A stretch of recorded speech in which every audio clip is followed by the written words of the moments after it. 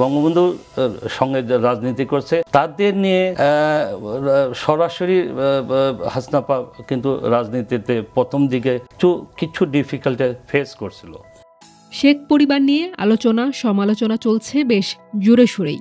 শেখ হাসিনা নাকি শেখ রেহানা, কে বড় দুর্নীতিবাজ? এ নিয়ে এখন চলছে চুল ছেঁড়া বিশ্লেষণ। আলোচনা থেকে বাদ যাচ্ছেন না ববি, টিউলিপ, জয়, কেউই। এর পাশাপাশি শেখ রেহানার দেবর তারেক আহমেদ সিদ্দিককে নিয়ে চলছে অনুসন্ধান। দৃশ্যপটে নেই কেবল শেখ রেহানার স্বামী ডক্টর শফিক সিদ্দিক। হাসনাপার সঙ্গে যারা রাজনীতি করছে আমার মনে হয় জয়ের সঙ্গে তারা থাকতে পারবে। এর দুটি কারণ থাকতে পারে। শফিক সিদ্দিক 2019 সালে মারা গেছেন, আর অন্য কারণ হতে পারে তিনি কখনো রাজনৈতিক ক্ষমতা কাজে লাগাননি। আজকে আপনাদের জানাবো শেখ মুজিবুর রহমানের ছোট মেয়ের জামাই ও টিউলিপ সিদ্দিকের বাবা শফিক আহমেদ সিদ্দিকের গল্প। টিউলিপের বাবা শফিক আহমেদ সিদ্দিক ছিলেন ঢাকা বিশ্ববিদ্যালয়ের অধ্যাপক।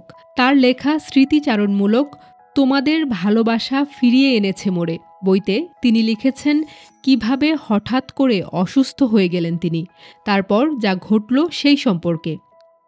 বইতে তিনি লিখেছেন একজন সম্পূর্ণ সুস্থ মানুষ কিভাবে হঠাৎ করে কিছুদিনের মধ্যে অসুস্থ হয়ে আংশিকভাবে পঙ্গু হয়ে যেতে পারে এবং সেই ব্যক্তি কিভাবে তার শারীরিক প্রতিবন্ধকতা উপেক্ষা করে স্বাভাবিক জীবনযাপনের ক্ষমতা ফিরে পাওয়ার সংগ্রামে ব্রতী হয় তার কাহিনী।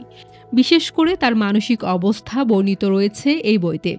শফিক সিদ্দিকী 1991 সালের অক্টোবর মাসে ব্রুনাই বিশ্ববিদ্যালয়ে কর্মরত থাকাকালীন হঠাৎ গুরুতরভাবে অসুস্থ হয়ে পড়েন। ব্রেন অপারেশনের পর একসময় ডাক্তার তার আশা ছেড়ে দিয়েছিলেন। তিনি আরোগ্য লাভের জন্য যে কোনো কষ্ট স্বীকার করতে রাজি ছিলেন। স্বাভাবিক কর্মক্ষমতা ফিরে পাওয়ার তীব্র আকাঙ্ক্ষা শেষ পর্যন্ত তাকে চরম পরিণতির হাত থেকে রক্ষা করে। শফিক সিদ্দিকের ভাষায় 1991 সালের 26 অক্টোবর দিনটি ছিল শনিবার।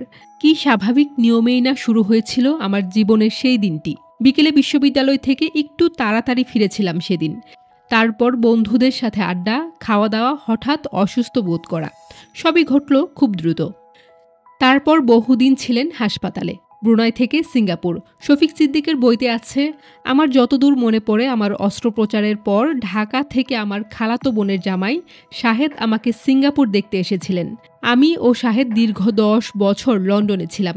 সে সময় আমার ও রেহানার সঙ্গে শাহেদ এবং আমার খালাতো বোন সঙ্গীতার মধ্যে ঘনিষ্ঠতা বৃদ্ধি পায়। সে সময়ে টোকিও থেকে ঢাকা ফেরার পথে সিঙ্গাপুরে যাত্রা বিরতি করে ডক্টর কামাল হোসেন আমাকে দেখতে আসেন। ডক্টর কামাল হোসেনকে দেখে আমি ভীষণ খুশি হলাম। তিনি আমার ও রেহানার সঙ্গে বেশ কিছুক্ষণ ধরে গল্পগুজব করলেন।